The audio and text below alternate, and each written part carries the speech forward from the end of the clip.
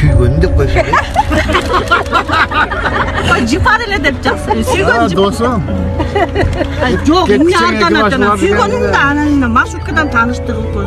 Ben sizi suyup Hareket. kaldım. Artık tosun üstü öyle süydüm ben anayı. Ülkeden çıkan meselesinde. Ay çıkıyor belki oyuncak. Bunlar Huday kadar tüyem.